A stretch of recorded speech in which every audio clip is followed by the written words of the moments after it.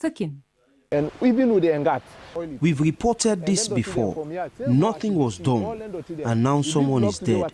We need a lasting solution before more lives are lost. So we go still cry to government for like able can we 8 years. As families mourn, they also fear. Fear of the next rain, the next collapse, and the next name added to a growing list of victims. Their message to authorities is simple. Don't wait for another tragedy. SLBC News are Nandewa Toronka reporting for Moiba community.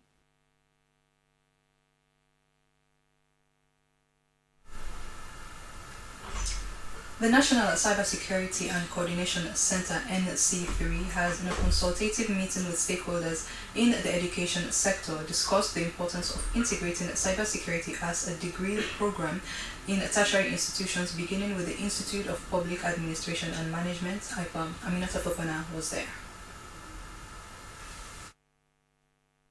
Coordinator, National Cybersecurity and Coordination Center, NC3, Mariam Yoma, reminisced on the swift transformations globally which Sierra Leone has benefited from since the inception of technology. She, however, spotlighted challenges the country is grappling with, since others are now using the technology to cause mayhem by orchestrating identity thefts, online scamming, and other computer-based infringements dangerous to society. Therefore, to cope this menace, they are proposing that higher learning institutions begin a bachelor's degree program to provide skilled cybersecurity personnel, which will position them at a global level. And this education program, she went on, required practical than theoretical learning. The certification program, just as Doc stated.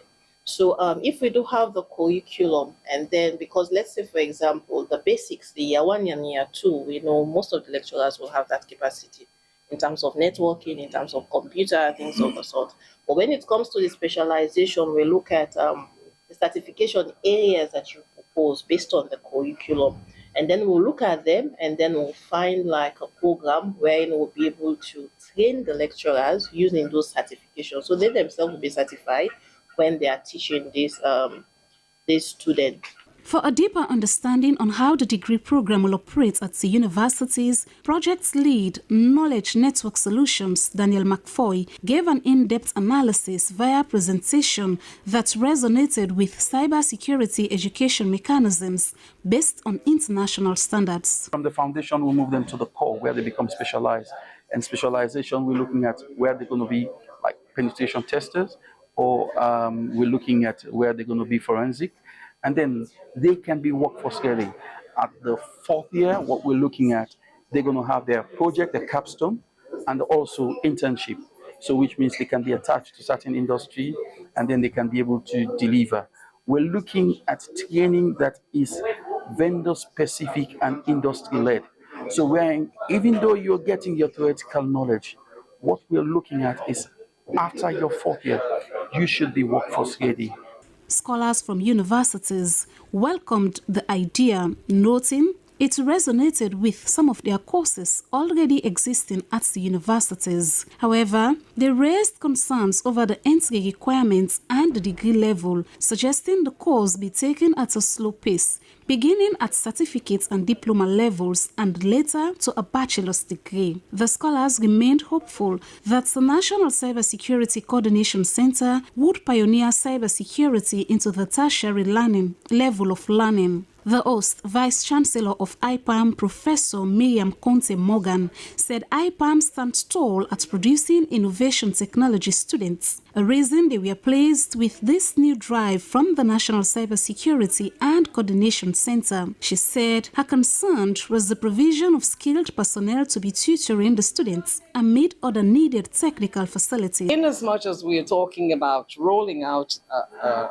curriculum that we hope that we can use your leverage on your expertise and your partners to also equip us, not just in terms of labs and so on, but also in the training of teaching personnel. So that is a plea And that is something I would want, please, if you, as you are putting together proposals to funding agencies, that be included in your...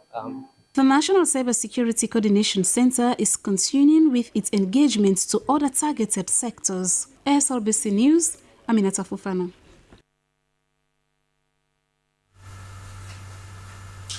Limkokwin University has held its annual graduation ceremony on the theme Transforming the Future. As Abdul Mansari reports, about 70% of the university's first cohort of graduates are either employed or have created their own businesses, according to the campus director, Air James. I now confer upon you not only academic achievements, but also a solemn responsibility. Campus Director, Limkokwin University, Air James, said before any graduation ceremony, they conduct a trace check of their students' performance in the society to show how well equipped they are with knowledge. To track our students where they are before they graduate, it will interest you to know that the first cohort, 901, to know that 70% of them are either employed or have created their own businesses. For the second cohort, 655, when we do the tracer studies, it's also interesting to know 50% of them either get employment or created their own businesses. As we speak, those before us, they are 154. It's interesting to know that 45% of them have either created businesses or they have been retained in their internship. The ceremony commenced with a vibrant procession of graduates dressed in their caps and gowns, accompanied by faculty members and distinguished guests. The atmosphere was filled with excitement, entertainment, and anticipation as family and friends gathered to witness the momentous occasion. The event marked a significant milestone for the 154 students who have successfully completed their studies in various disciplines, including communication, media and broadcasting, information communication technology, business, among others.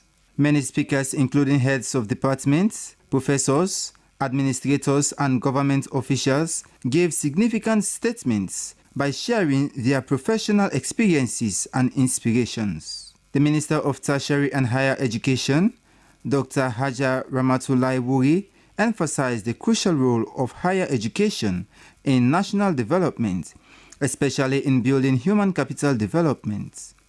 She added that the graduates are not just recipients of degrees, they are an instrument that will transform the nation. But belief must be met with action. So let me challenge you.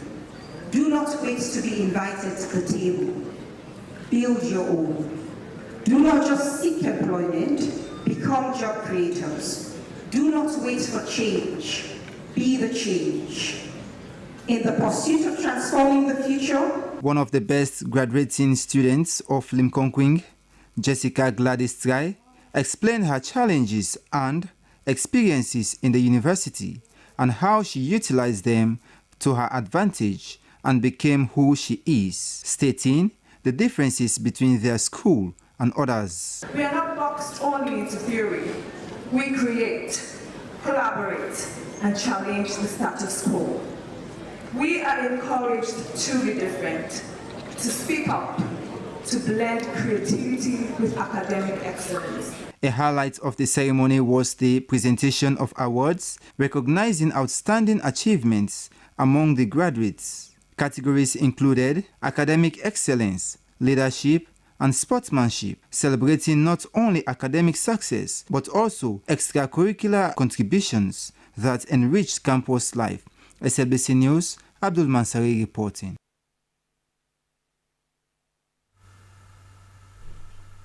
Parliament has approved 6 presidential nominees. They include the new Ombudsman, the Commissioner National Youth Commission, and a veteran broadcaster Hajar Kadi Johnson as board member Sierra Leone Roads Authority.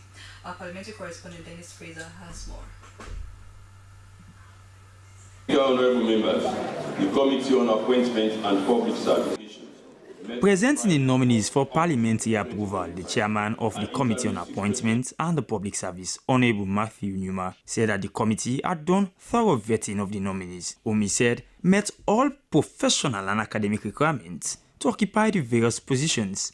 Members of parliament across the political divide showered praises on the nominees, but we are keen to put them on the guard regarding the challenges that lie ahead. Now I want to jump to my sister, the face of Sierra Leone at the SLBS at that time. Oh yes. I'm so happy that we are at SLRA now. Oh yes. You know, my sister, men are taking advantage of us when we are driving in this country. All praises to them because they have helped in transportation in this country.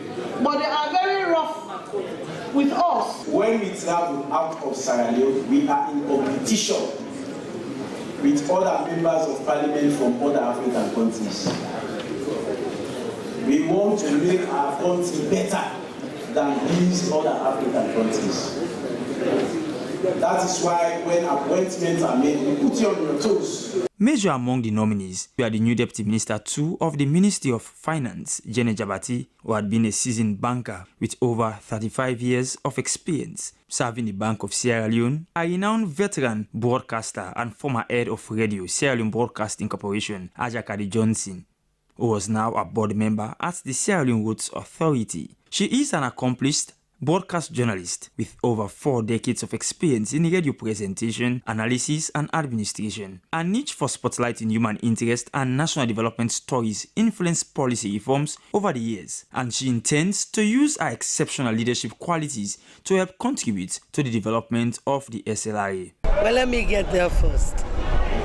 But I promise to work for the benefit of the nation. Whether green or red, recognized what I've been doing all this year. The new commissioner, National Youth Commission, Joseph Madalai, was described as a strategic team player with interpersonal and managerial skills, experienced project manager who has a blueprint of efficient and effective service delivery. He promised to continue on the trajectory on youth empowerment in line with the government's Big 5 Game Changers agenda. I am not going to the National Youth Commission as only the commissioner. I'm using the lens for the entire youth sector, where we will ensure that only 44% of young people are educated. It calls us to order to say we should initiate ideas. Other nominees included the Ombudsman Emmanuel Sartondone, a highly experienced legal practitioner with years of experience in corporate and financial administration, mining and contract management. Mustafa Maklisa, First Director General, National Shipping Agency, and the First Deputy Director General, Sierra Leone National Petroleum Authority, Alfred Marcos Kuba. During the sitting, the leader of government business, Honorable Matthew Numa, also tabled the Monrovia Declaration on the establishment of the Mano River Union Parliament and several statutory instruments on communications regulation. SLBC, Dennis Fraser reporting. The Presidential Advisor on Gender, Aissata Jabikaba, has hosted the Minister of Gender and key partners to review progress in sexual and gender-based violence (SGBV) cases, a critical national commitment. Aminata Fofana has more. Aissata Jabikaba said sexual and gender-based violence remains a violation of human rights and poses a significant threat to national development. She noted President Julius Maada Bio has a clear vision for a responsive environment that swiftly supports SGBV survivors with a broader gender-based sensitive approach. This, she said, calls for coordinated action from both state and non-state actors to combat the issue effectively.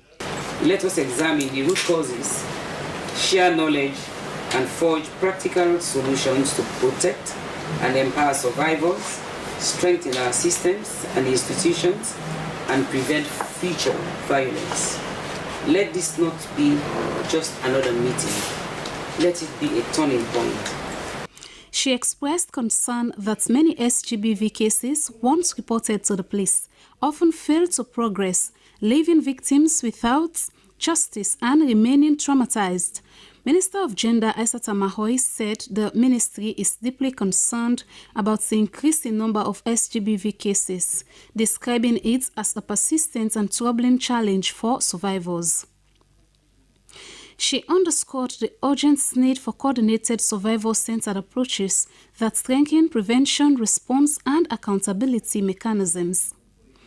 Minister Mahoy also said the ministry has expanded its support network by establishing Survival Center in 2 additional districts, in addition to the existing ones in Freetown. These modern one-stop centers provide holistic support services, including medical, psychological, and legal assistance to SGBV survivors.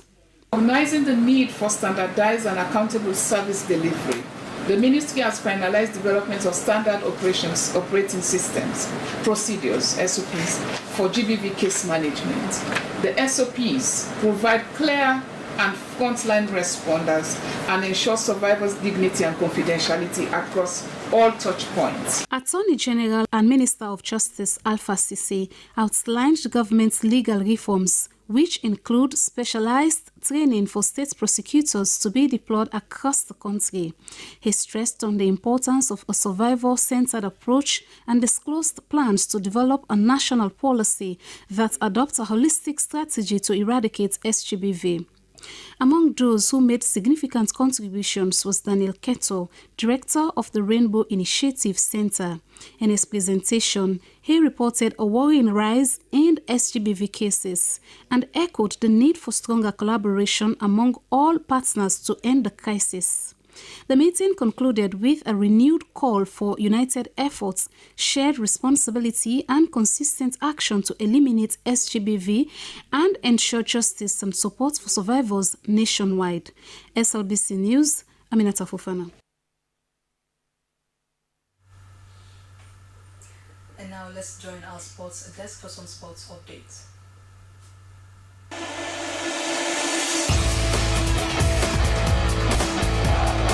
Hello there and welcome to the sporting updates that keeps you in the know. And my name is Abdul Kabir and thank you so much for your time.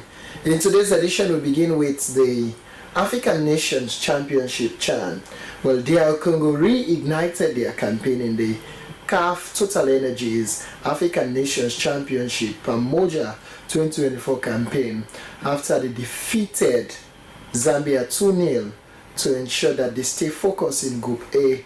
Well, it was Ibrahim Tobo who got the opening for DR Congo in that exciting match. Well, the CHAN has been an exciting competition for up-and-coming players who want to excel in football, and the Pamoja competition is going from strength to strength. And now to the international scene, Sierra Leone's and OGC Nice Jumaba played against Benfica in their 2-0 defeat in that exciting Champions League qualifying match. It was a heartbreak debut for Sierra Leone's Jumaba, who played full-time in that match against Benfica. They suffered 2-0 defeat, but for Juma, it was truly a breathtaking experience, joining the list of Sierra Leonean footballers who've graced the prestigious Champions League.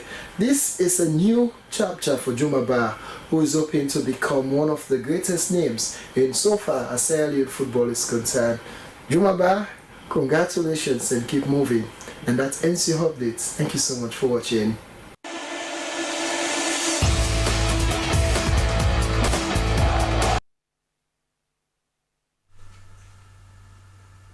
That was the sports update. Now to end the news, the main points again.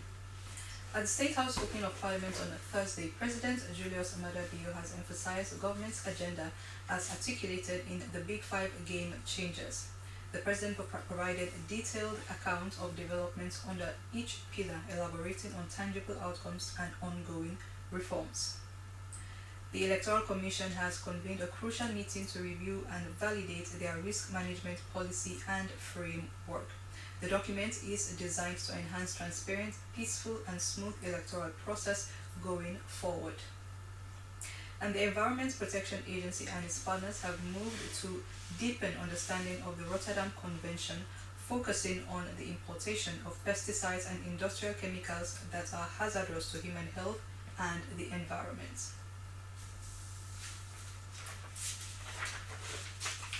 But that's how we wrap up this morning edition of the News. I have Maria Tuduke. Thank you so much. Have a wonderful morning.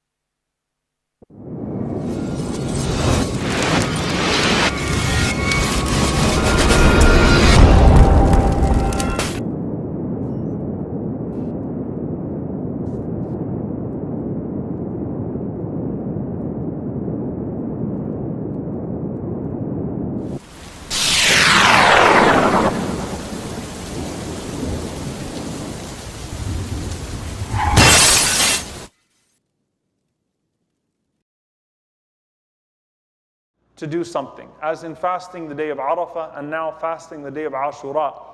The blessings that we learn from the Prophet ﷺ and the blessings that are given to us through some of the authentic narrations of the pious predecessors will not be able to encapsulate some of the things that perhaps we don't even know about these days, and some of the hidden blessings that Allah subhanahu wa ta'ala would, bi'idhnillah, envelope us in, embrace us in through His infinite mercy subhanahu wa ta'ala.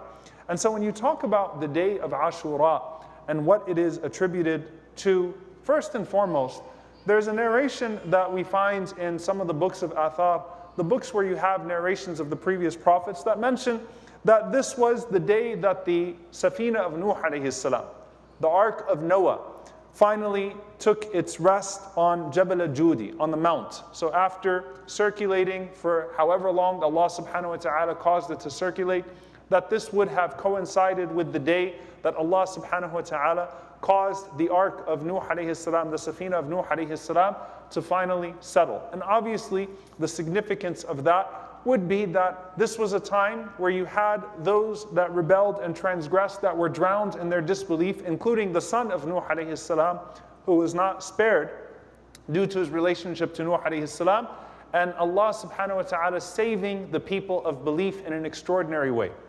And so of course there's a connection of that to what is the authentically narrated hadith in multiple books that is the main cause of us fasting this day. In Al-Bukhari and Muslim, when the Prophet ﷺ saw the people of the book, particularly the Jewish community in Medina, fasting this day, and when he asked why they were fasting this day, they said this is the day that Allah subhanahu wa ta'ala saved Musa alayhi salam and his army from the army of Fir'aun. When Allah saved Musa alayhi salam and Bani Israel from the army of Fir'aun that were behind him. So there's a connection there between Musa alayhi salam and the believers being saved as a community to what could perhaps also be a day in which Allah subhanahu wa ta'ala saved humanity from the depths and the darkness of disbelief. And of course, what comes after that day often becomes revived in historical debates, and what that refers to, the istishhad of Al-Hussein radiyallahu ta'ala anhu, the martyrdom of the grandson of the Prophet sallallahu alaihi wasallam, one of the two masters of the youth of paradise, and the sadness of his murder, but the joy of his istishhad, of his martyrdom. And what we take from that, of course, is what Allah subhanahu wa ta'ala teaches us about Ashab al-Ukhdud, about the people of the ditch. ذَلِكَ الْفَوْزُ الْكَبِيرُ, that it was success.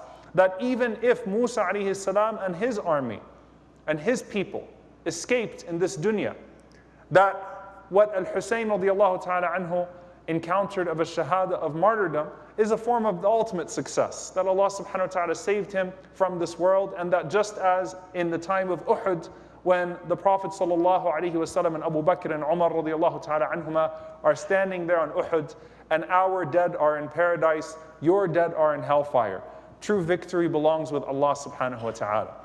So we connect it back to, of course, from a prescriptive perspective, in terms of taking that day as a day of fasting, honoring Musa alayhi salam and thanking Allah subhanahu wa ta'ala for that victory. The Prophet sallallahu alayhi wa sallam said, "Nahnu ahaqqu aw nahnu awla." Both of them are authentic. We have greater right and we are closer to Musa alayhi salam than the people of the book. We love Musa alayhi salam. We follow the way of Musa alayhi salam. We honor all of God's prophets. We honor their message by staying upon the creed of monotheism, the Abrahamic way, the way that is pleasing to Allah subhanahu wa ta'ala, and most crystallized through the Prophet sallallahu alaihi wasallam as we have it today. So we honor the prophets of Allah and we thank Allah subhanahu wa ta'ala for that blessing, and we take the lessons of that day, that Allah subhanahu wa ta'ala grants success to those who maintain His way. And in a day where, subhanAllah, we see tyranny all over the world, you really cannot keep up. You really cannot keep up. Then you once again ground yourself in that aqeedah, in that creed.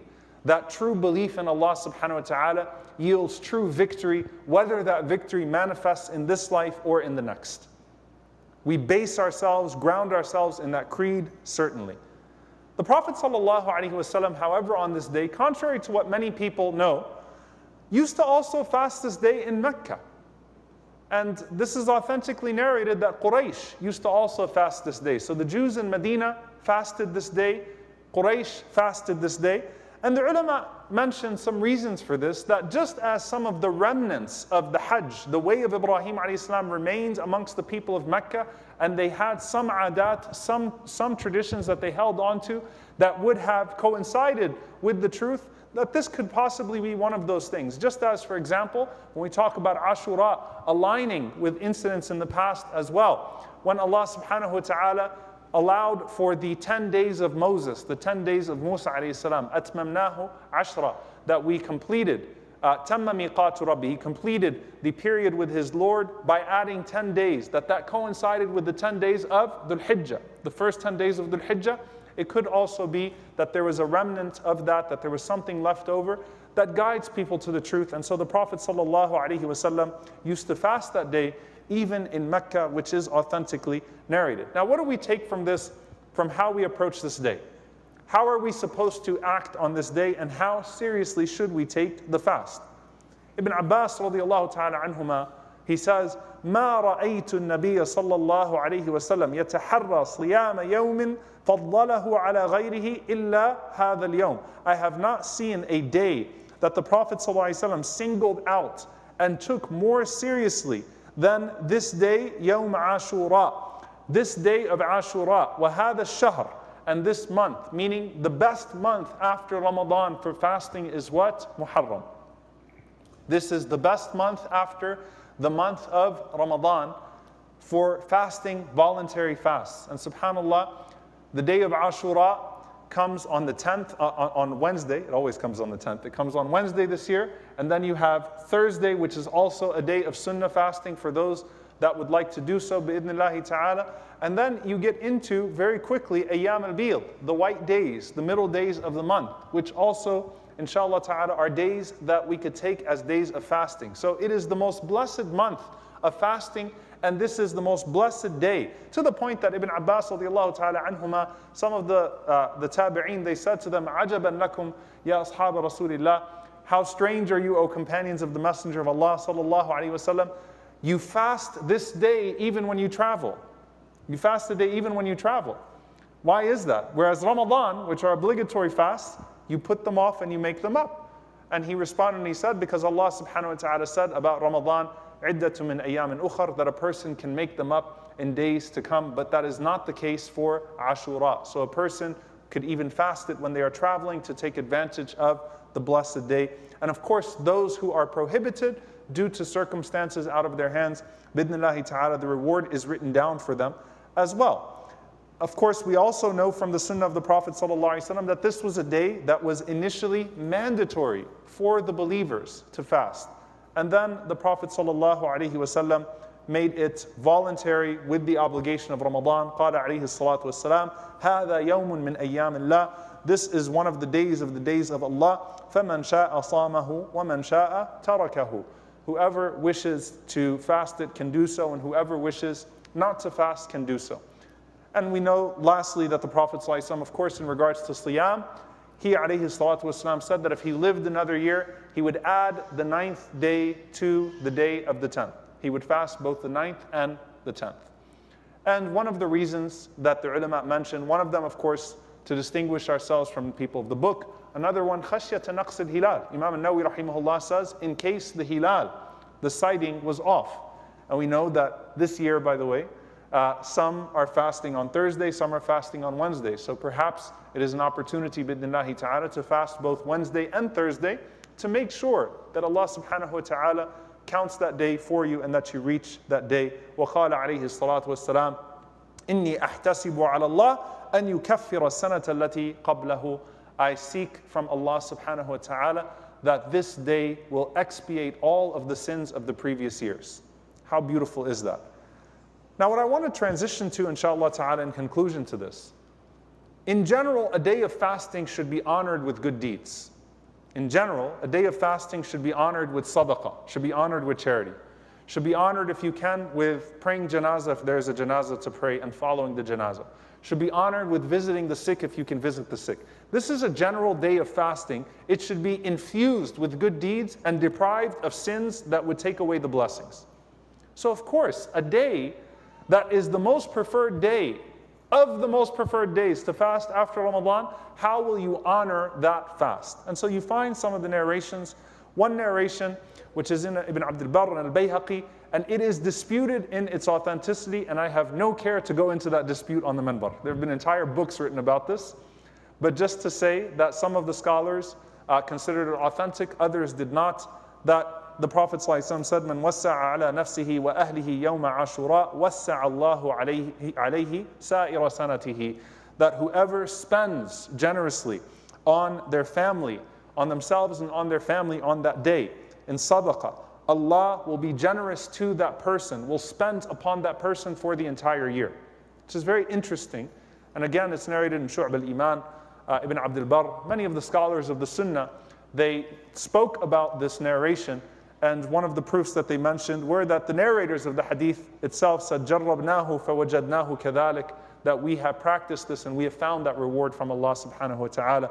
Al-Hafidh ibn Rajab rahimahullah ta'ala, he narrates that Imam Ahmad rahimahullah said he heard Sufyan ibn Uyayna rahimahullah, who is not a sahabi, but who's one of the tabi'een, say, "Jarrabnahu mundu 50 sana aw 60 sana, fama ra'ayna illa khayra," that we have practiced this for 50 or 60 years, and we only found good from Allah subhanahu wa ta'ala. That as we gave in sadaqah, spent in sadaqah, in charity, and the best of charity to spend on is your family, that Allah subhanahu wa ta'ala would increase that for you, and that Allah subhanahu wa ta'ala would spend on you, would reciprocate that generosity for the year as well. Again, whether or not it is specific as this or not, mark the day with ibadah, mark the day with worship, mark the day with charity. وَلَئِن شَكَرْتُمْ لَأَزِيدَنَّكُمْ. It is a day of gratitude, and if you are grateful, I will increase you. It is not the day of Arafah, which is marked by a day of dua, but it is a day that is legislated in the spirit of gratitude to Allah subhanahu wa ta'ala. اِعْمَلُوا آلَ دَاوُودَ شُكْرًا. So work, just like the family of Dawood alayhi salam was commanded to work deeds of gratitude on that day, give sadaqah on that day, make dua that day, of course. Do the deeds that would infuse your fast with barakah, with blessing and pleasure of Allah subhanahu wa ta'ala.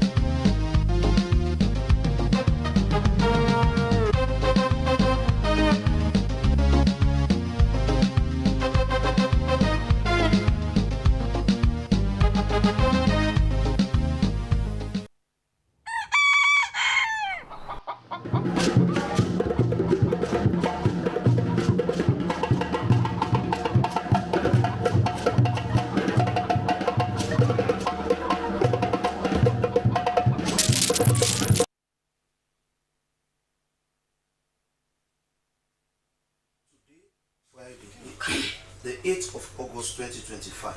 Good morning and welcome to our breakfast show, Good Morning Sierra Leone.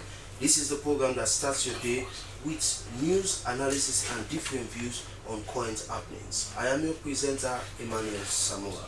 Well, our quote of the day is from David Brooks, a Canadian-born American journalist, author and political commentator. And it says, when you are running for president, you have to take some risk and you have got to stay interested. This one is very much interesting. Well, coming up, APC and SLPP members of Parliament examine President's address to Parliament and the nation. Edward Auna, founder and director, receives award from Prince William. And NTRA provide updates on NIN mobile SIM registration by your state opening address. All this and more you will get in the next 1 hour of this program. Well, we invite you to participate by sending your text message to the number displayed on your screen or join us on Facebook at SLBC Live. The program you're watching is Good Morning Sierra Leone Live from the Sierra Leone Broadcasting Corporation.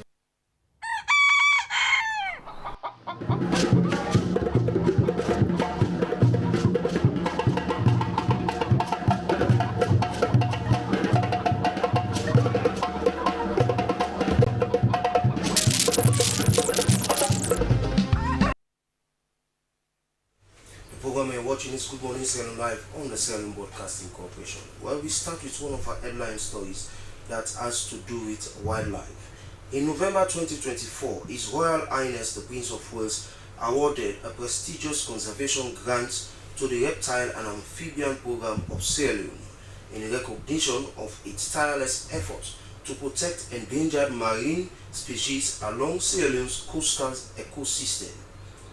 The grant awarded through the Prince William-led Heartshot initiative will directly support conservation work focused on sea turtles and West African manatees, two species vital to the health and balance of marine life, but increasingly under threat from human activity and environmental change. Edward Auna is the founder and director of RAP SL. Well, he is with us in the studio to talk exactly on what exactly earned him and his organization this prestigious global award. Good morning and welcome to Good Morning Sierra Leone.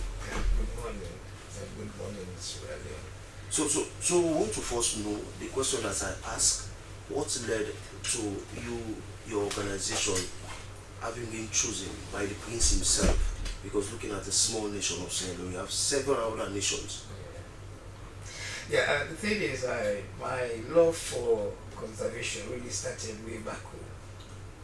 My dad was a medical person, but had so much love for nature, so that drove me into liking nature. And I started by keeping animals at home, taking care of animals.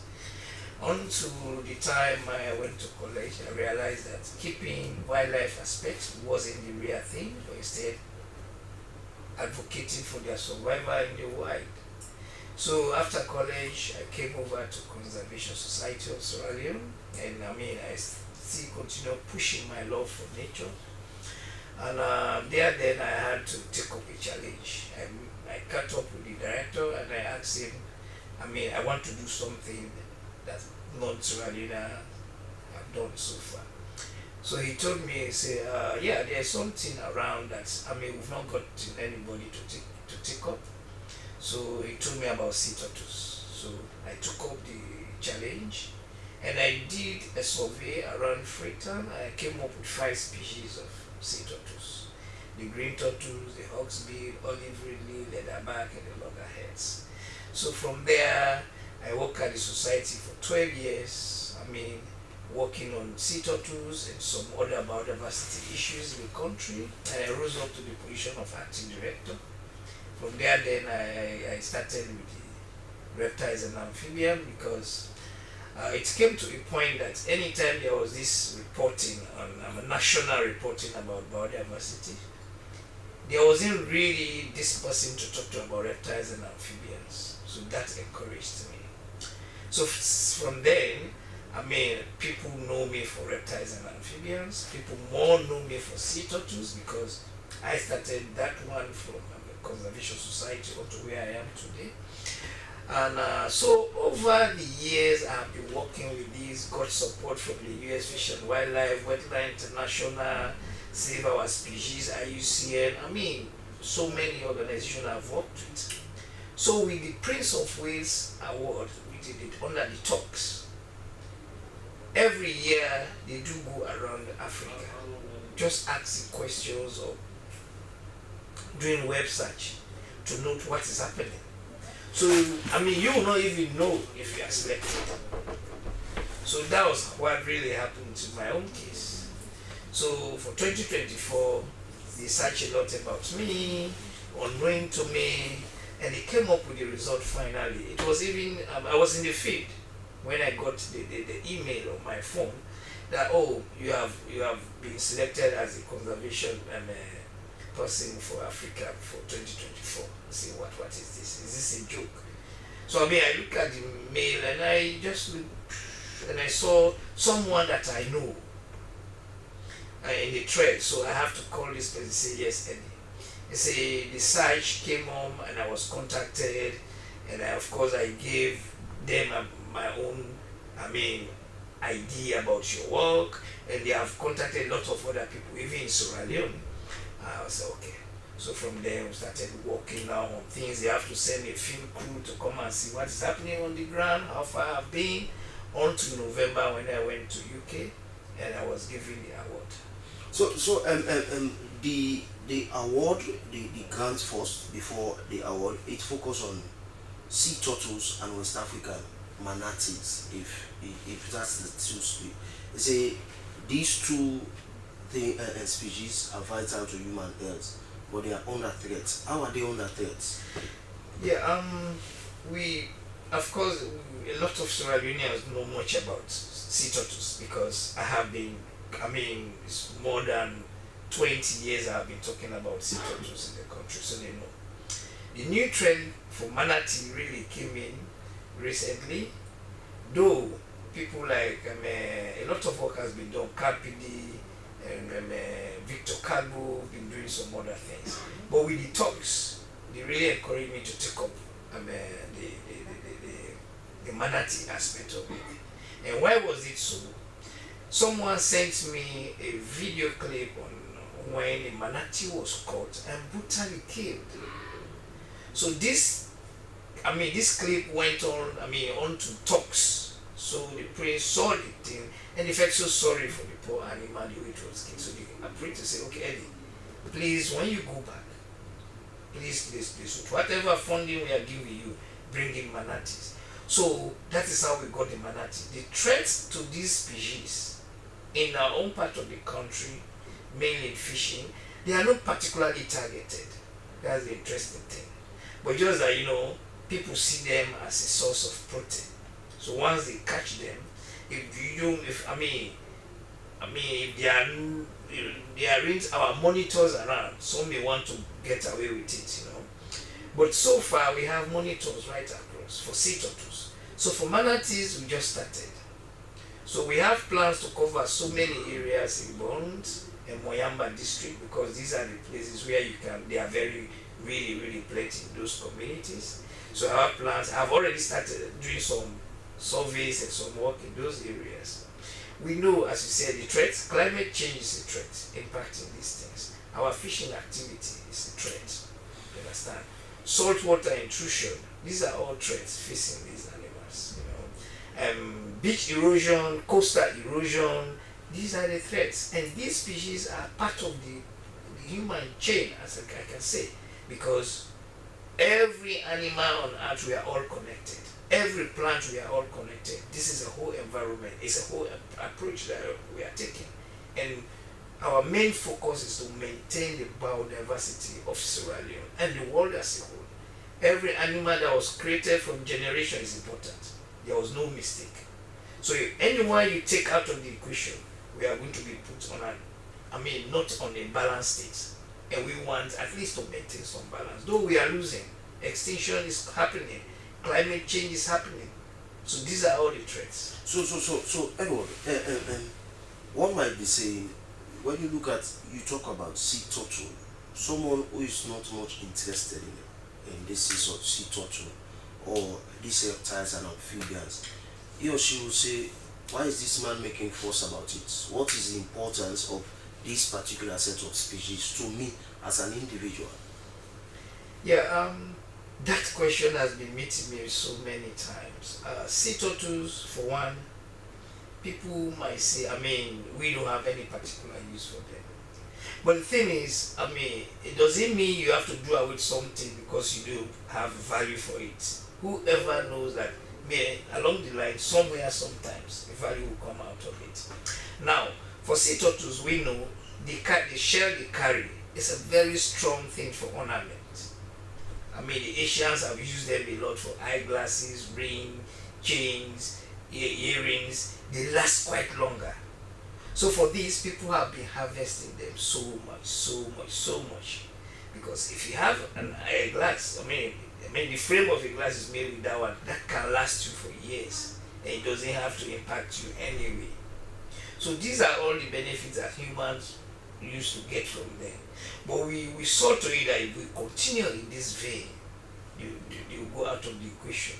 And whoever knows what other benefit these things have, we don't know for now, but in future might save lives. So this is the reason why we think every life is important. Every life on earth is important. So we have to use some and keep some. So let's talk, aside of sea turtles, you have been dealing with different reptiles and amphibians in Sierra Leone. So in the different reptiles and amphibians, which one do you see as most common in Sierra Leone that most times people go after that much, that you see there is a need for those things to be really protected?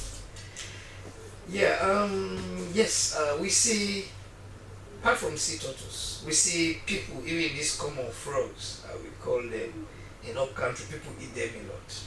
When they comes to, farming, when they are making their swamp cultivations. So, they gather all these things and eat them a lot. These are common things. People also trap crocodiles. These are things people trap. Though there are laws, both locally and nationally, there are laws protecting these species. Like for crocodile, there is a law that nobody should kill them, or when you kill them, the bite should be taken care of by the head of the community, because the bite alone can impact the whole community. But yet still people get along with them. You see. So you go to the snakes. Some people eat snakes. This they call bomadi python. People eat them. People hunt them. And because of hunting them now, they are not as common as they used to be. But people eat pythons. And pythons are not that venomous. They have just powers to strangle anything they catch to death. But these are some of the things. Of course, though not very common now, but before then, or in some community, people used to run after lizards. Eddie, let's look at the python or the snakes itself. One might be saying, it says, when you look at the python and you say, oh, why should we keep pythons when they endanger or they are very, very much aggressive to human? Instead, if I have way of eating them, to put them out of the equation. So what is the reason why should someone keep item or these snakes? We know snakes maintain a perfect balance in an ecosystem because snakes, a lot of them feed on insects. They try to balance, the population. Bringing a whole lot of ecosystem balance in any environment, So if you are in a community where there are no snakes, what happens? The population of insects, rodents, will grow up. God did this thing in order to maintain a balance. Some people will tell you what benefits are snakes, but trust me, snakes maintain these balances in our ecosystem. They keep the population of insects, rodents in check. They maintain that, right? I could remember in one of our communities, there was this guy, he said, okay, in my room there are no rats, I don't see any cockroaches. So I know, because based on the location, I know that, in such a location, if you are living in that type of place where you are not seeing rats, cockroaches in your house, I say, okay, that's good. Not until one day he saw a snake in the room and killed it. So in the morning he called me and said, last night I saw one of your children. I said, what is it? I saw one of your snake and I killed it in my house. I said, okay. And I asked him, do you know how long that snake has been in that room? He said, I don't know. But I said, well, now, give yourself 1 week or 2, you start seeing what you have not been seeing. So he later got on to me to say, yes, that was true. So imagine, snakes, you can do with snakes for more than 1 year, even in your house. They are not this harmful as we expect, or as we think. But we are the worst in creation in terms of managing our environment, because we think we are in powers, in position of taking whatever decision we want over the environment. So we are the worst in creation, right? But snakes can be there. They can do with you. But the moment you see them, you are running after them. Of course they can bite, just like any other person. You can fight if you are being advantaged. You can strike back. That is common in nature. You see. So that is how sometimes they get angry and hurt people.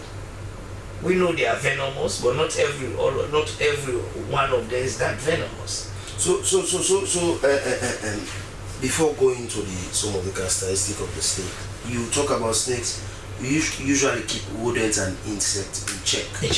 In check. So, but another set of people who are into the wildlife, they will tell you that the rodents and the insects, they are also important.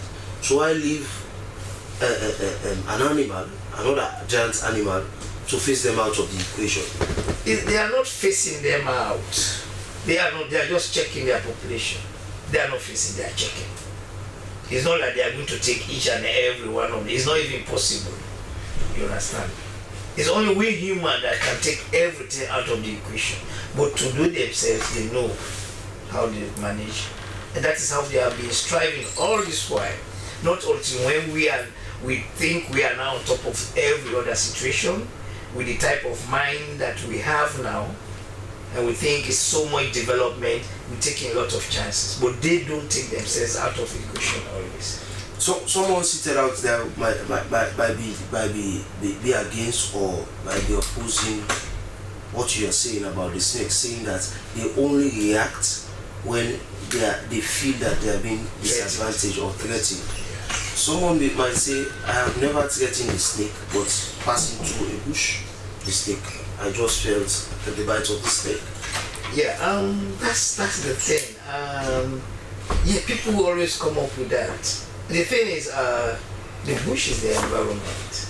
And once you are in this place, you also have to be careful. Note that you are being into an environment inhabited by other lives, so you have to be careful. There is no snake, no normal, natural snake that will just see you and run at you to bite. It doesn't happen. In fact, yes, there is no normal snake.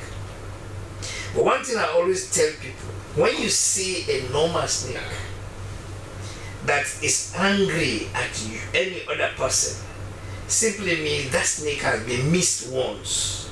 And they have the ability of passing information from one generation to the other. That is why if you are killing a snake, kill it. Don't miss a snake. Because once you miss a snake and sees any one of your type, it's going to be angry. That is what happens. They pass generational, information from themselves to their children. That is where the mishap is. But naturally, any snake that sees you is going to go on its way. It doesn't run to come to you.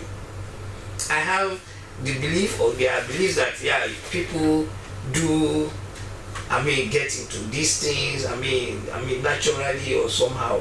I don't have any challenge for that. But for me, what I believe is, I know natural snake doesn't target humans, except it is being stepped upon or it is being put under extreme pressure. So let's talk on how can I, as the ordinary man who is usually afraid of snakes, tell that this particular snake is angry or is angry at me? But the thing is, you may not know, you might not know, and with time, this generational information can fade out. Sometimes can really fade out, so that they can still be there, but just that don't try to trample upon them. Because the thing is, naturally, God made us to carry these powers over them, that anytime they see us, they will run away. They will really move away from us, except if they are pressured. So you might not know. But again, there are some snakes, because of they are venomous, they believe in their venoms, they just don't care about you until when you get in their trap sometimes. So these are all the things. That's why when I go to the bush, I always have my boots onto here, because you don't know, some can blend with the environment so much that you cannot even know that this is a snake. You understand? They do blend so much. Blend a snake, we have some pythons can be here full day, you don't even know more when they are among dry leaves. Vipers, these ones, they blend so much. You understand? So this is the reason why when you are in a bush, get all these things up your mind, that there are some animals here that if I get closer or if I step on them, they will hit back. Protect yourself. So in an instance, I never hit back at a snake or put the snake under any such pressure. Then I managed to see a snake. We would see ourselves like this. Yeah, sure. How can I tell that this snake is angry and wants to attack? And how can I balance that attack of that snake? Normally for these are just basic information for the public to know. Yeah. Normally for most snakes, they have the instinct of telling. I don't know, that's just naturally. A snake will see you and be able to tell from that point what determination you have. For me now, this has happened so many times. I remember I went to a field, some guy saw a snake, and the snake just took up it and watching, and I was like walking towards it. They said, why that snake doesn't come up at you? I said, no. They can really read from your mind that this guy is harmful, this guy might want to kill me, or this guy is not just any other person. That they have that ability. So it's on that. Anytime a snake sees you, if it's in the grass, you take up your head, look at you. The way you react to it, just get down and go away. Or sometimes can even be there, he knows you're not going to bother him. So I have done that. Natural snakes. I don't mean any artificial ones, natural snakes. So this happens. You understand? It happens. They can read from you, and they see, once you see them, you get so frightened. If you are frightened, they will know you are frightened. You understand? Or when you see them, you start looking for sticks to this, that. It will defend itself. But once you see them, you see it takes up his head and you watch at it. You stop, you go away. He's not going to run after you. They will not. If snakes say they are going to target humans, as we do, every day they will kill more than 500 people. Snakes see us more than we see them. They see us so much than the way we see them. Why is that? That's a natural instinct. They see us more than we see them. So if they say they are going to target, even in Freetown, snakes say, okay, one day we are going to target humans. You'll be surprised to realize that even where this building is, you have snakes. Yes, they see us more than. So that's it. But we can live with them. Of course, we are not their target, in fact. We only sometimes when we cross paths, that's where the thing is. Okay, so continue to stay with us. He is Edward Auna, the founder and director of RAP SL. Indeed, he deserves such an award because this is really educating on how to deal with the reptiles and amphibians, especially that has to do with snakes. Because always when we see snake, we think they are targets. We are both targets to each other. So, viewers, we want to go for a short break. When we return, the Good Morning Salon program continues. As a mother of the house, whenever I want to prepare palm soup, there's no need pounding palm fruit. All I need is Nkulenu's Ghana's original palm soup base. My soup is done, and its preparation, it is not difficult at all. Nkulenu palm soup base, it's easily done with no difficulties. Just take few ladles and your soup is done. And its flavor, it's amazing. This is Nkulenu's Ghana's original palm soup base. And this is Nkulenu's Ghana's original spiced palm soup base. Iron fruit and turkey berries are naturally added. Also available brown gold natural cocoa powder, sunny gold brown sugar, neat fufu flour, shito, pisa, and moringa. All available at Nyami Ado Enterprise, 1 Lower Waterloo Street, Freetown. Nkulenu palm soup base. Ghanaian original taste.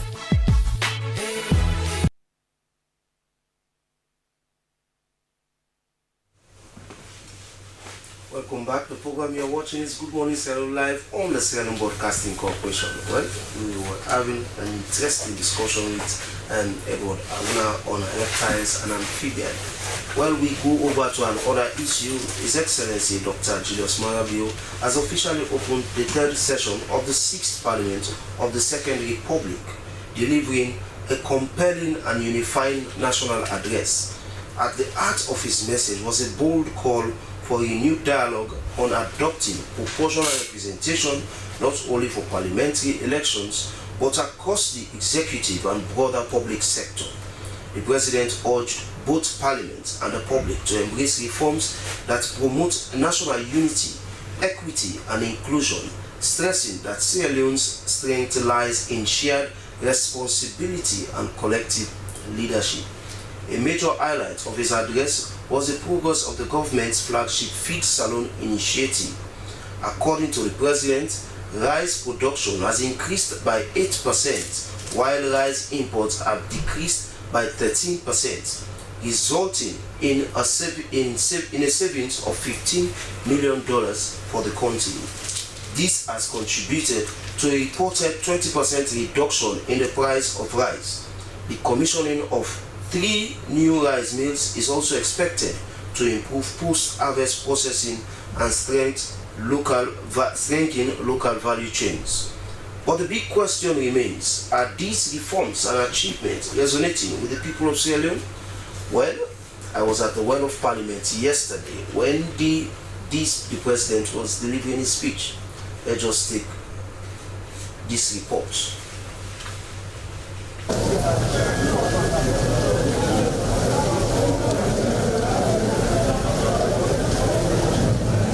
Amid marching bands and a sea of national and political colors, President Bio arrived at the Parliament building to a full ceremonial welcome. He received a presidential salute as the Republic of the Sierra Leone's Armed Forces Regimental Band played the national anthem. Inside the chamber, the Sergeant-at-Arms led the President to the Well of Parliament, where he was welcomed by the Speaker and leadership of the House. Guests stood in respect and Muslim and Christian prayers were said. Dressed in white African gown, President Bio took his seat on the historic presidential chair to deliver his state opening address. He began by thanking Parliament and reminding members of Parliament of their duty. This House is the beating heart of our democracy. It is here that we make decisions which shape every home, every farm, every school, and every market across our nation. He then turned to what he called his government's key focus, the Big Five game changers. These are practical steps that are already changing lives. How we grow our food, educate our children, empower our youth, and power our economy, and make governance more accountable. But the president didn't dwell on statistics. He said his address is a story of progress and possibilities. My address, however, is not about reciting figures. It is a story of progress and possibility. His remarks sparked applause from ruling party MPs, but some opposition MPs questioned his claims, calling for proof of the progress he cited. The ceremony carried the usual pomp, but underneath the tradition, it also struck a tone of democracy at play, a reminder that democracy is alive. The president laid out plans to address economic pressures and global challenges. Whether these plans can deliver, results remains to be seen. The president's speech now sets the tone for legislative debate in the weeks ahead, with the Big Five game changers under the spotlight once again. Emmanuel Samoa, SLBC.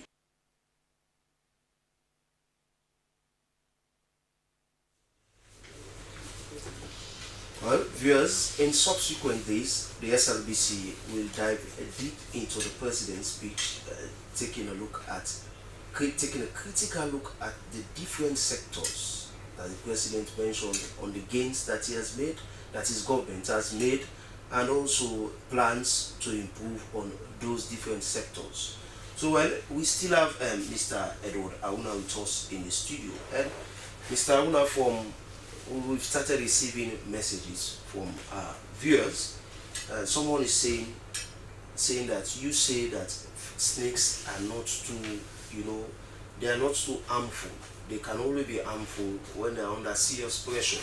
And one of their main responsibilities, keeping rodent and insect population in check.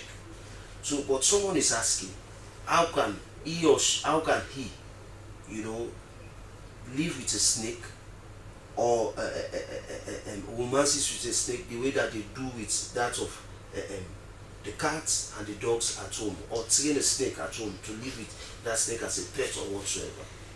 Yeah, the conservation world we are living today not really call for getting wildlife as a pet. That now we are moving away from that, because if we continue in that vein, we might be depleting the wildlife population. Okay, I know many a times when they talk about reptiles and amphibians, the first thing that comes to people's mind is snake, crocodile. You understand? We cannot say go get a snake as a pet, but we know in the Asian world a lot of people keep snakes as a pet. We know, but most of those snakes have pythons. Pythons generally are not venomous. You understand? I mean, they can bite, but they don't have the venom that will kill you. You understand? So this is why people keep them as pets. No matter how big it is, people still. And they can be very, very friendly, as long as you are taking care of their needs. So what are some of the needs of a snake? Because there are times you do not go to the bush or the forest or buy the snakes. There are times you find snake. We've seen several situations where snakes, people can find snakes in their homes, but they will kill those snakes. So now you passing on this information, it will make someone, if even someone realizes that there's a snake in my house, I don't need to bother that snake, but I'll just be providing the needs of that snake, even indirectly. Yeah, yes, people can do that, but I will not advise that, because you have to be extra careful. They don't have sound to make you stepped on me, please move. They don't do that. The only way they can do is to hit you back. And because of they have these fangs, that they are like needles, once they prick you, the venom is going to straight away go into the blood. Those fangs you see, we call them teeth. They have a hole here. This one directly runs from the venom onto here. So once they hit, this gets into your body, then the thing goes into it. So I will not advise you say go keep them. Because let's say they have their active time sometimes, and you have children at home, or you yourself maybe you just be moving on and you step on it. That's the only way it can tell you have stepped on it, by hitting back. You understand? So I will not say go keep snake at home as a pet. And my conservation work is against keeping any wildlife as a pet, which is internationally accepted. But do not just kill snake because you've seen it. This is where the problem is. You ask someone, why have you killed this snake? He say, it is dangerous, it is. Why won't you go around killing people? Some people are dangerous. So you see this, so this person is dangerous, I'll kill him. No. So this is what is the problem that we have. If you see a snake that way, go this way, just avoid it, leave it, let it be. But the moment you see snake, you kill and ask, why did you kill it? That thing will bite, that thing with this. Then, why don't you go to the street and just see anybody hitting and say, why, this guy can kill, this guy is a thief. Oh, it doesn't happen that way. So, in an instance, or perchance, I make to find out there is a snake in my house. Now you're advising that we should not keep wildlife at home. What should I do to drive that particular snake out of my house without offending that snake, or without me and that snake becoming confrontational? For now, I think there are some time people have called us to remove snakes, just like what people see on DSTV. So our office is at Freetown, 7 Macaulay Street. We have the gadgets that we can use. We have some tongues that's more than 6 feet long. You can grab a snake from anywhere, put it in the bag, go release it. We have released snakes in the Western Area Peninsula many a time. We have removed snakes from offices, from homes, and relocated them to Western Area Peninsula. I will never kill a snake. You understand? So, if you have a snake at home, I mean, you are not comfortable. I mean, I'm sure in our Sierra Leone setting, nobody will be comfortable with snake, except some can be comfortable with pythons, but not everybody. So if you have a thing like that, you try to reach us, we can help you. And again, interestingly, nature controls things. If you go to places like Kabbalah, where people rear cows, goats, sheep, there's a particular beans they plant around their wore. You understand? That's how locally say wore. So that beans, just its odor drives away snakes.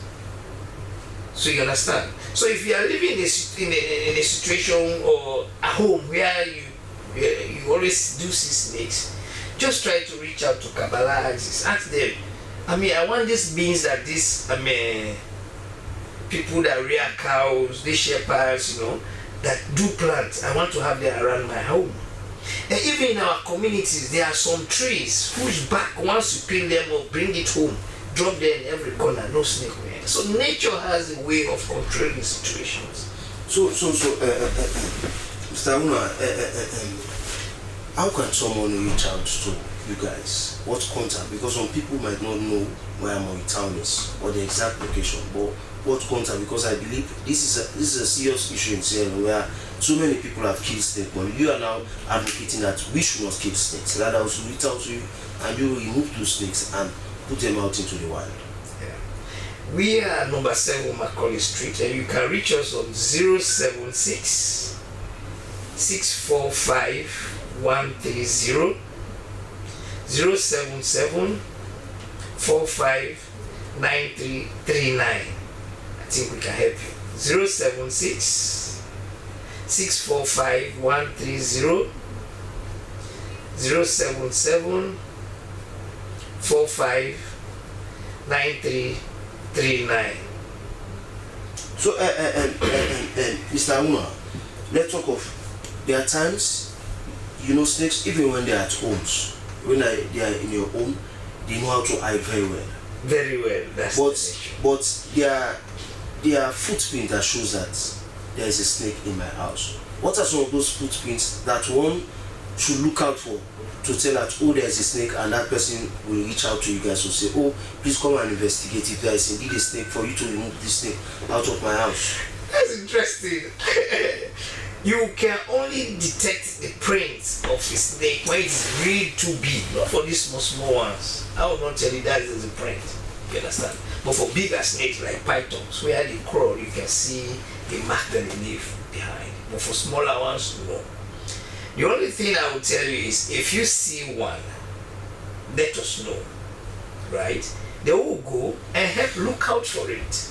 If we don't see it, we still can move on with traps, right? We can make traps for snakes and still leave them there and try to trap them. Anyone that we can bait them. So once they get into that trap, they get locked, we can come now, take everything out of your place. We can do all that. But don't forget that snakes are poisonous. They are not all of them again are poisonous, but for those that are poisonous, thankfully we have now one generalized antivenom for snake in Sierra Leone.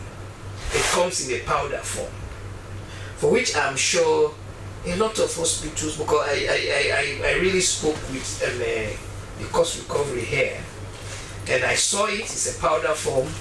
I mean, for those who are in the outside Freetown, then you need, as a family, you can even have one dose of that. I think once you get that, you keep it. If any of your relatives hit, it doesn't need so much of it, so much of training or this. You can just mix it and give it. If you have a nurse, run to the nurse, give it. Because there are some snakes, when they bite you, under 30 minutes, you are gone. More the mamba, the black mamba, they are very, very dangerous. They hit you 30 minutes. Because the way their venom works is, they try to contract your heart. They contract your heart. So you can just feel tormented, you're not able to breathe, and once you see that venom causes you to cease breathing, you are gone. So this is the reason why when someone is bitten by a snake, some people might sometimes want to tie up the place. Okay, that's not for me to say don't do it. But what normally we tell people, just be calm, because the more you get so frightened, the more your circulations gets on, and the more you are taking the venom everywhere. But I cannot say don't do that. Okay, we believe in some other local means. People have some stones that they can use. People have a lot of other ways to do it. You try it, but try to call on the hospitals, because I know now there is this generalized. Before now, there were only specific antivenoms. Like if you are bitten by a cobra and they give you antivenom for like a viper, it doesn't work. That might even fasten your death. You see, but with science, involvement, and other things, now there is this generalized one. That specific one was dangerous, because that's why before now, when you are bitten by a snake, they will ask, what snake is it? Okay. If you don't know it, what are they going to give you? So maybe they'll give you the wrong thing, that person is going to die. But luckily, our local medication sometimes can help. This is the reason why we don't have to forget our cultural ways of doing things. Okay, Mr. Eddie, and we're about to round up this program. But there's a particular reptile that you made mention of, which is frog. Is it frog or lizard that you made mention of? That one, someone can say it's a low-hanging fruit, and you are saying that people should not kill it, or there are some people they do eat it. For frog, people say at night they cause noise, and people want to know what are their importance, and why should I not eat it or kill it? kill them when I see them? Yeah, frogs and amphibians. Frogs and amphibians. Reptiles are those ones that bear scales, right? That's the difference. And for frogs, we know there are some frogs that we are forcing in Sierra Leone. Like we had the Atroleptis aurelia, people used to call Cardioglossa. In local term, what? It's Cardioglossa aurelia. That is a Freetown long-fingered frog. Internationally, it was only found in Sierra Leone. Only, and up till now, although Guinea is saying they have it, we are still challenging it. So, a frog like that is unique to Sierra Leone only. We have had visitors coming here. I've been to the field with international herpetologists just to look for that frog. But some of the threats now, like within the western area where it was first seen, after 45 years, Library came to see it. Thereafter again, I got into the research and I saw them, and I now know they are in Bumbuna too. So frogs like that shouldn't be killed. There are some other frogs, people will eat them. But I mean, so if they are not threatened, I mean, nature must take its course. But if they are threatened, or they are locally threatened, because even when we talk about threatened, you have internationally threatened and locally threatened. So a frog that is a real Sierra Leonean, don't kill it. Like Atroleptis aurelia, Cardioglossa, it's a Sierra Leonean. You have another one that is spotted once. They are all, these we are first seen in Sierra Leone. So why would you want to kill that one? So just finally, what are the importance of this frog that I should not kill them?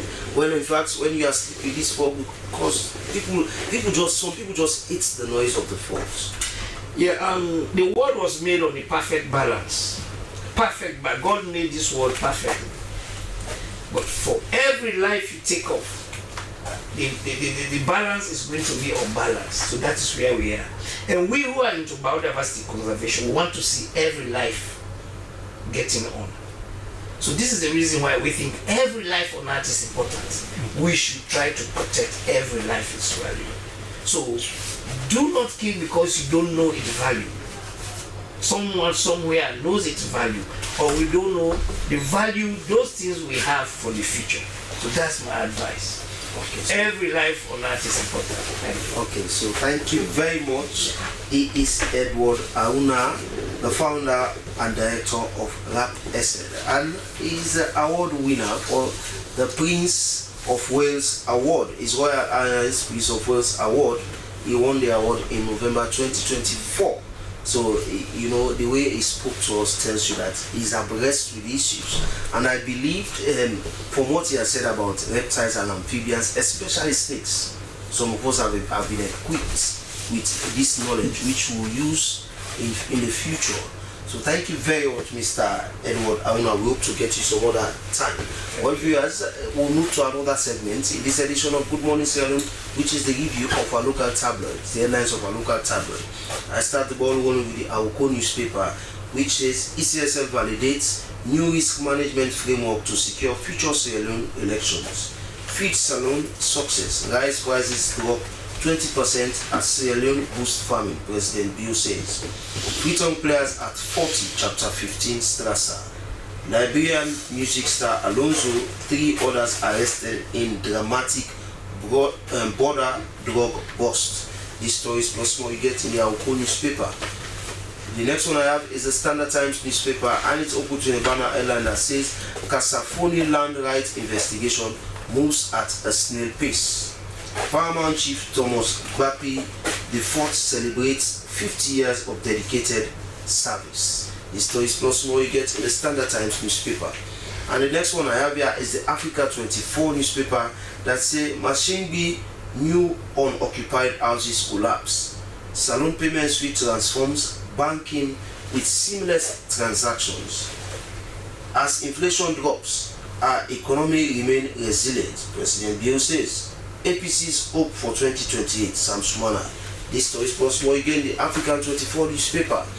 And the next one I have here is the Calabash newspaper, which says, as Dan Sogoya, Sambaya and Diang wait for justice, why has Parliament paused its investigations into the Kasafoni land dispute?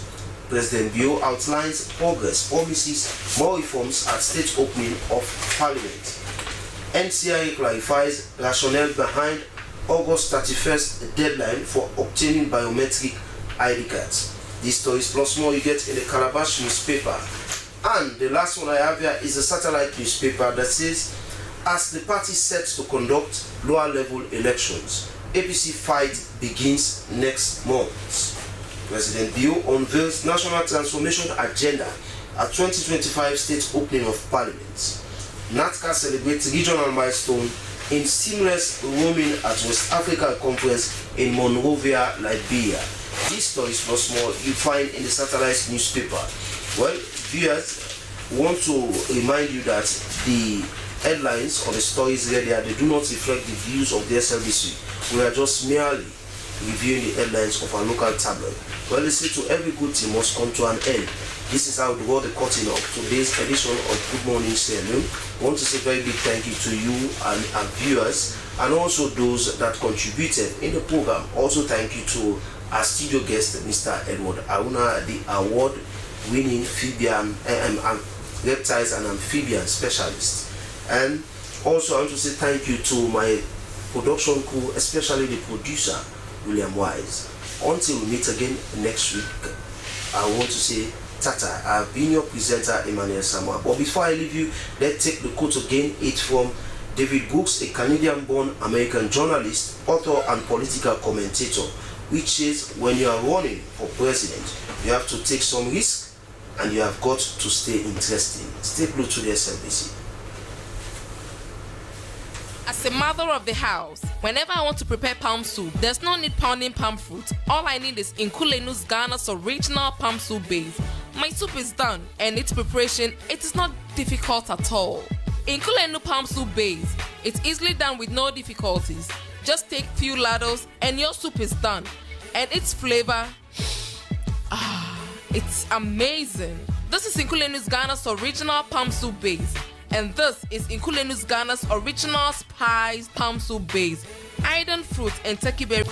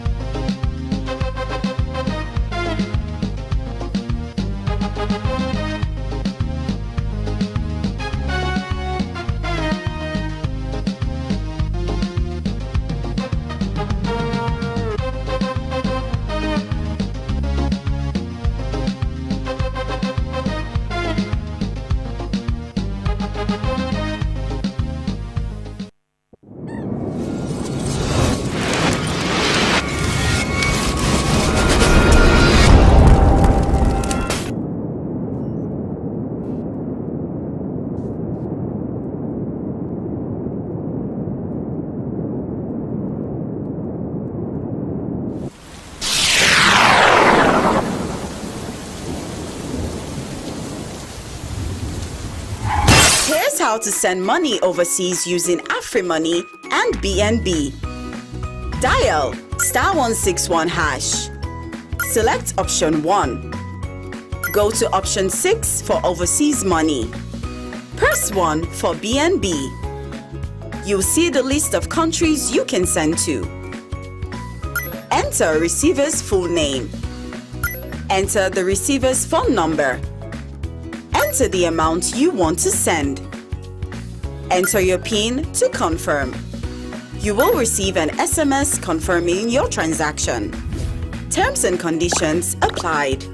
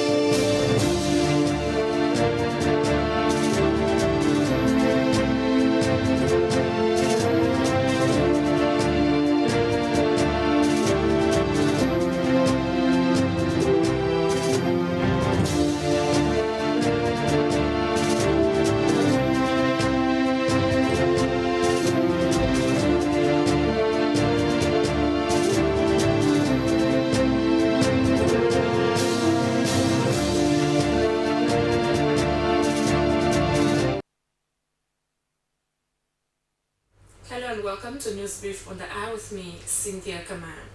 At the State Opening of Parliament on Thursday, President Julius Maada Bio has emphasized government agenda as articulated in the Big Five game changers. The President provided a detailed account of development under each pillar elaborating on 4 pillars to illustrate tangible outcomes and ongoing reforms. A major highlight of his speech was the 5th and final pillar, revamping the public service. Under this pillar, he discussed key areas of reform, including a renewed national dialogue initiative not only targeting parliamentary elections, but also the leadership of national executive bodies. President Bio also addressed one of the most contentious issues from his previous term, the denial of election results. He acknowledged it as a significant challenge, but stated that despite the difficulties, his administration took bold, commendable steps to manage the situation responsibly. Looking ahead to his second term, the president reaffirmed his commitment to building a transparent, accountable, and inclusive governance. The state opening of Parliament is an annual event which serves as an important platform to critically assess government achievement during a previous year and outline its focus for the next. The Environment Protection Agency (EPA) and partners have convened a workshop to deepen understanding of the Rotterdam Convention, focusing on the importation of pesticides and industrial chemicals that are hazardous to human health and the environment. The event, which brought together stakeholders from various sectors, was aimed to discuss safer practices and regulatory frameworks for managing hazardous chemicals in the country. The workshop focused on chemicals and pesticides listed in Annex 3 of the Rotterdam Convention, substances recognized as hazardous to human health and the environment, and therefore subject to prior informed consent before international trade. The Chief Director EPA, Sheku Makane, emphasized the importance of informed decision-making in the importation of such substances, adding that many developing countries, including Sierra Leone, lack the capacity to assess the risk associated with chemical exposure. The Electoral Commission for Sierra Leone, ECSL, in collaboration with the Democracy Strengthening Program funded by the European Union, has convened a crucial meeting to review and validate their risk management policy and framework. The document is designed to enhance transparent, peaceful, and smooth electoral processes going forward.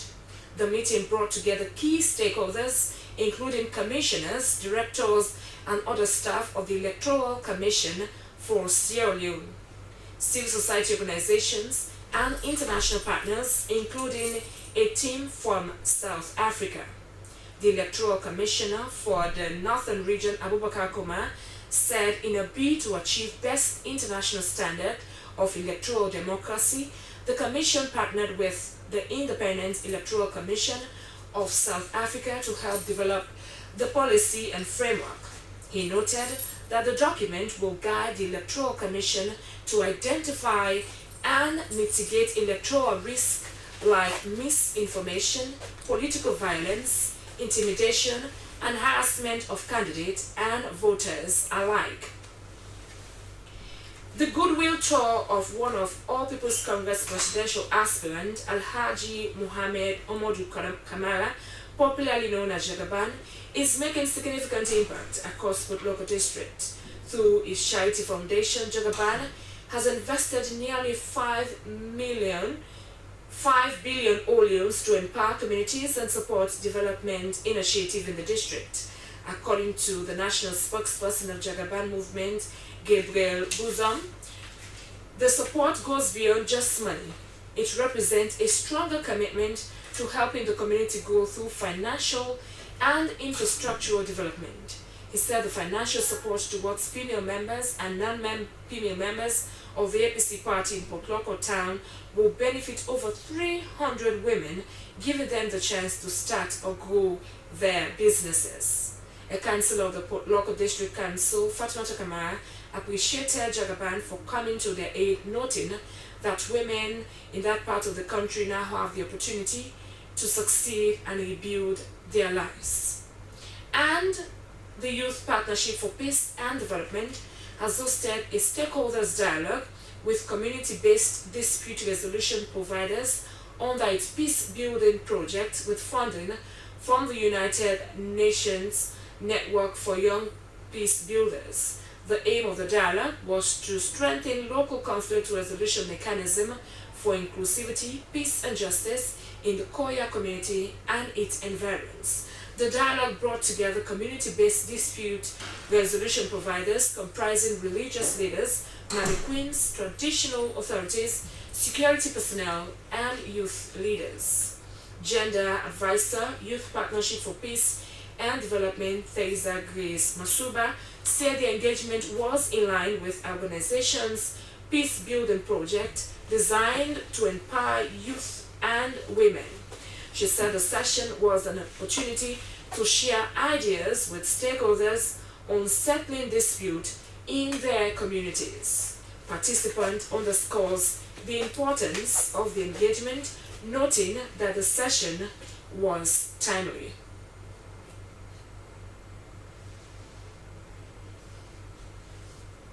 Well, that's it for News Brief on the Hour. Continue to stay tuned.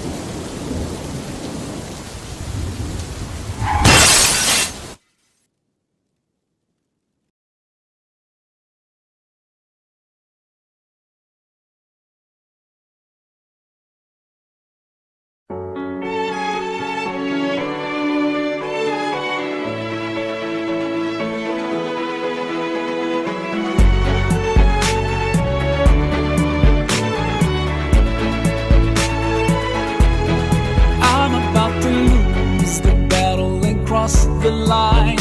I'm about to make another mistake, and even though I try to stay away, everything around me keeps dragging me in.